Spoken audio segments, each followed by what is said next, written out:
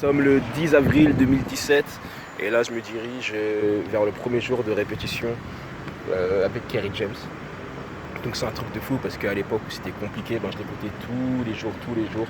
Et là je vais travailler avec lui sur un projet pendant 5 jours, avec un spectacle à la fin. Esprit d'humilité, esprit d'apprentissage, esprit de reconnaissance, esprit de contradiction, esprit de persévérance. La route vers le succès continue. Ça fait tellement longtemps que je dois faire cette vidéo, ça doit faire presque 3 ans que je me dis il faut que je fasse une vidéo où je parle de Kerry James, où je partage l'expérience que j'ai eue avec Kerry James, ce que j'ai appris de lui, ce que j'ai appris en l'écoutant, ce que j'ai appris en l'observant, ce que j'ai appris en travaillant avec lui, mais j'ai eu la flemme.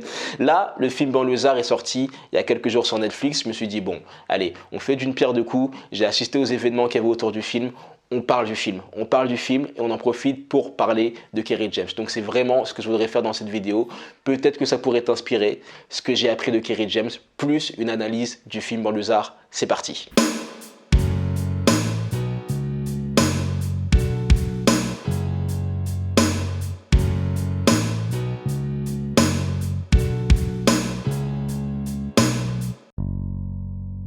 Ok, juste avant de commencer la vidéo, si tu ne me connais pas, je vais me présenter à toi. Je m'appelle Ntoui, je suis artiste, je suis podcasteur, je suis web entrepreneur. J'ai découvert Kerry James en 2005 grâce à la musique Relève la tête. Et dès le jour où j'ai découvert cette musique, j'ai été fasciné par le personnage. Je me suis demandé, mais qui est cet artiste qui arrive à fédérer autant de personnes sur le même morceau? Donc depuis, je n'ai pas arrêté de suivre Kerry James et il a eu une place beaucoup plus importante dans ma vie en 2008 quand il a sorti l'album À l'ombre du show business parce que j'ai été touché par sa poésie, par son éloquence, par sa sagesse et aussi par les émotions qu'il arrivait à véhiculer dans sa musique. Je me rappelle que sa musique Banlieusard, aussi que sa musique L'Impasse, c'était vraiment des musiques qui m'aidaient à rester motivé, que j'écoutais tout le temps en revenant du collège, qui ont été énormément présentes à des moments très durs dans ma vie, à des moments très critiques. J'arrêtais pas de les écouter pour me booster, on n'est pas condamné à l'échec, on n'est pas condamné à l'échec, c'était un peu devenu un leitmotiv pour moi. Donc en 2015, j'ai eu l'occasion de le rencontrer pour une première fois, c'était un concours d'éloquence, Eloquentia, à l'université de Nanterre où j'ai étudié. Puis j'ai eu l'occasion de vraiment l'approcher, de vraiment pouvoir parler plus avec lui, échanger plus avec lui en 2017 lorsque tout simplement une pièce de théâtre a été organisée par la ville de Nanterre. Cette pièce de théâtre, ça a été une aubaine parce que pendant plus d'une semaine, j'ai eu l'occasion d'avoir des conseils de Kerry James, d'avoir Kerry James qui juge mes textes. Où la justice est reine, où mon idéal se lève, où la paix n'est pas qu'une trêve à la guerre, où le soleil s'élève, où le Ntoui enfant que j'étais va. Un poète, un écrivain s'insurgit déjà contre l'État. Il s'agit d'Émile Zola. Émile Zola, en 1898, dans sa lettre J'accuse, incriminait l'État de tous les maux de notre beau pays, la France. Les esclaves d'Égypte qui ont su traverser la mer Rouge tout en restant en vie. N'est-ce pas un miracle? N'est-ce pas une preuve irréfutable que l'espoir fait vivre? Comment est-ce qu'on peut dire que la vie a un sens quand on voit qu'on ne contrôle rien du tout? Comment peut-on dire que la vie a un sens quand on voit que tous nos efforts sont souvent plus récompensés? Alors la première chose qui m'a marqué, la première chose qui m'a vraiment touché, c'est sa bienveillance. Je l'ai trouvé très chaleureux, je l'ai trouvé vraiment à l'écoute des autres et pour moi c'est vraiment la définition de la bienveillance, c'est d'écouter les autres, de les observer, d'être attentif à ce qu'ils disent, d'être attentif à ce qu'ils font et surtout voilà d'être patient. Et ça c'est quelque chose qui m'a touché en tant qu'artiste, c'est vraiment de laisser le temps aux gens, d'être patient, de les écouter, d'être à l'écoute, d'être attentif à ce qu'ils disent et d'être attentif à leurs besoins. Ça c'est la première chose qui m'avait touché. La deuxième chose qui m'a touché chez Kerry James, c'est son humilité. Sur le papier de la pièce de théâtre, c'était marqué Kerry James. Son nom était sur les flyers, c'était la tête d'affiche, c'était son projet. Pourtant, pendant la pièce de théâtre, on ne l'a pas vu une seule fois sur scène avec nous. Il était spectateur dans le public et même au moment où il fallait saluer le public, il est resté dans la salle. Il n'est pas monté sur scène, il nous a salué, il nous a applaudi, il nous a remercié et il est venu nous voir après. C'est-à-dire que c'est quelqu'un qui n'est pas forcément accro aux lumières et à toutes ces choses-là, aux gratifications. Et ça m'a touché parce que c'est quelque chose qu'on ne voit pas tout le temps. Et je me suis dit, c'est intéressant. La troisième chose que j'ai appris de Kerry James, que j'ai appris en l'observant, c'est tout simplement la sincérité. Je trouve que c'est quelqu'un qui est très sincère dans ses musiques, dans ses textes, dans sa façon d'appréhender ce show business également. Mais je l'ai trouvé également sincère dans ses interactions avec les autres. Il disait ce qu'il pensait. Il est venu me voir le premier jour de répétition et ça j'oublierai jamais parce que je me rappelle que j'avais envoyé des messages à tous mes potes. Il est venu me voir et m'a dit sincèrement Toi, tu écris vraiment bien, continue sincèrement. Et ça m'avait tellement touché parce que j'ai repensé à toutes ces fois où plus jeune, j'écoutais Kerry James et je m'inspirais de lui, je m'inspirais de sa poésie, je m'inspirais de sa prosodie, je m'inspirais de son éloquence, de sa sagesse, de sa vision des choses. Et là, de l'entendre dire ça, pour moi, c'était waouh. Comme je l'ai dit à une pote, c'était comme si Michael Jackson me disait que je dansais bien. Une autre chose que j'ai appris de Kerry James, c'est tout simplement l'autonomie et aussi le fait de créer les choses selon ses propres règles. Tu n'es pas obligé de te fixer, de te plier à un système. Tu n'es pas obligé de suivre toutes les règles. Kerry James, c'est quelqu'un que j'ai toujours apprécié pour ce qu'il arrivait à faire, notamment par ses concerts, remplir des salles comme Bercy, alors que c'est pas quelqu'un que j'entends dans les médias régulièrement, c'est pas quelqu'un que je vois tout le temps sur les réseaux sociaux. Je pense qu'il poste pas des stories tous les jours. Pourtant, il arrive à remplir des grande salle comme ça s'appelle, Bercy, enfin l'Accor Hotel Arena maintenant. Et ça, je trouve ça vraiment incroyable, c'est vraiment une autonomie, un vrai écosystème qu'il a réussi à créer autour de lui. Et il a aussi réussi à créer une véritable audience, une véritable communauté.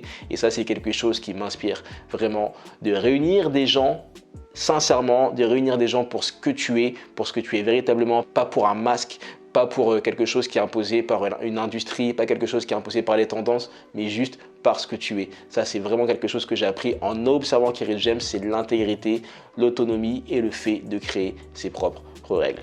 Donc voilà, très reconnaissant pour cette expérience. J'espère qu'il y aura d'autres expériences intéressantes avec Kerry James. En tout cas, j'espère que cette partie de la vidéo t'a plu. Maintenant, je voudrais qu'on parle de son film. Ok, alors le film Banlieusard. Le film Banlieusard, il est sorti uniquement sur Netflix. J'ai vu que c'est un projet que Kerry et Leila Si, la réalisatrice, co-réalisatrice, avaient depuis plus de 5 ans, mais ils ont eu des bâtons dans les roues. L'industrie du cinéma, c'est pas si évident que ça. Je sais pas comment ça s'est passé, mais en tout cas, pour une raison qui leur est propre, le film a été sur Netflix uniquement. Le film, je l'ai regardé le jour de sa sortie. À la base, je devais aller le voir dans la projection, l'avant-première. Mais écoute, ça s'est pas fait. Donc, je suis parti le regarder chez moi, tranquillement, au chaud. Et j'ai été fasciné par ce film. Alors, laisse-moi t'expliquer. Déjà, la chose qui m'a énormément touché dans le film, qui m'a vraiment inspiré, c'est tous les clins d'œil à l'histoire, à la musique, au passé de Kerry James. Kerry James, voilà, c'est vraiment quelqu'un, il te montre d'où il vient. Déjà, dans le film, tu peux te douter que l'intrigue se passe dans le 94. Ce n'est pas dit, aussi loin que je m'en rappelle, ce n'est pas dit de manière claire, explicite, ok, nous sommes dans le 94, mais c'est suggéré par des noms de restaurants, c'est suggéré par des noms de commerces. Et ça, j'ai vraiment trouvé ça intéressant, qu'il y ait un clin d'œil déjà à son département d'origine, mais aussi que ça soit fait de manière vraiment subtil, suggéré, que ce soit pas juste 9-4 c'est le Barça, 9-4, tu vois, vraiment que ça soit subtil, que ça soit nuancé. Donc ça, j'ai trouvé ça intéressant et c'est le premier clin d'œil que j'ai vu à l'histoire de Kerry James.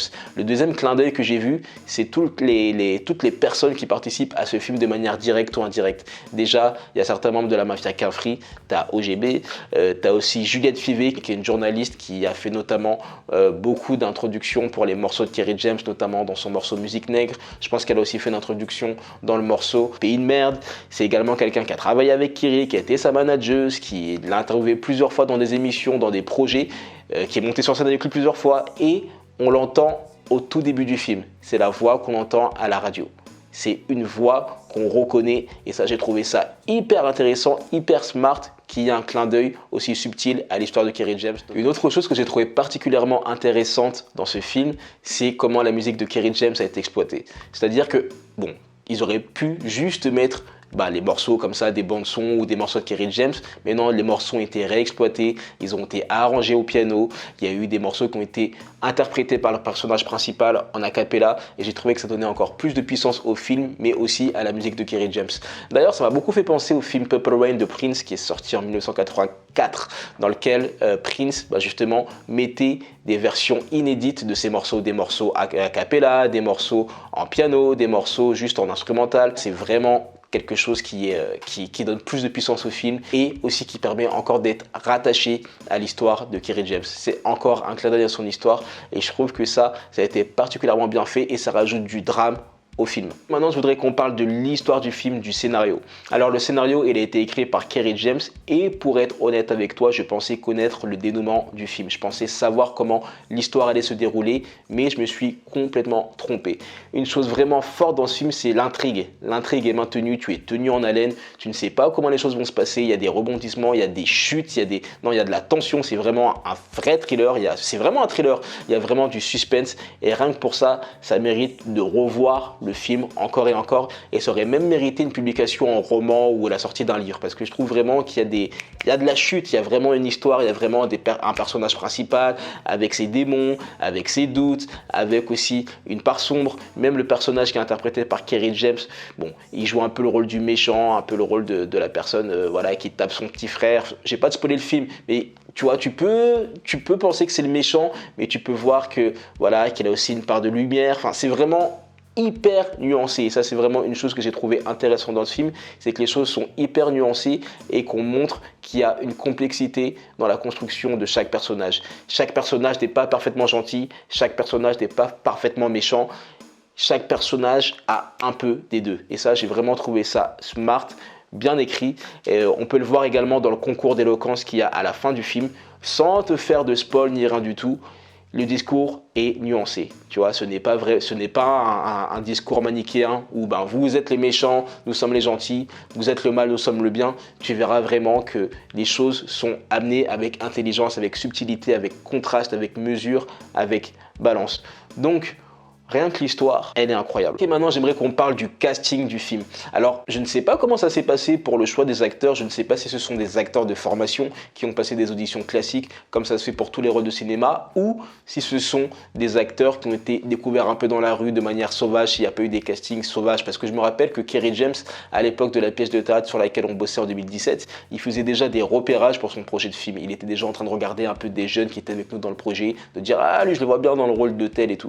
Donc, je ne sais pas comment ça s'est passé, mais dans tous les cas, j'ai trouvé les rôles plutôt bien donnés. J'ai trouvé vraiment la construction des personnages hyper intéressante dans le sens où aucun des acteurs n'est parfaitement gentil ou parfaitement méchant. En fait, tu verras, sans spoiler le film, que chaque personnage a une dualité, qu'ils ont une part d'ombre, mais qu'ils ont également une part de lumière. Et c'est vraiment ça que j'ai vraiment encore une fois trouvé intéressant dans la construction du film, c'est qu'il n'y a pas de discours manichéen, c'est que vraiment il y a une construction, il y a une dualité qui représente assez bien la nature de l'être humain.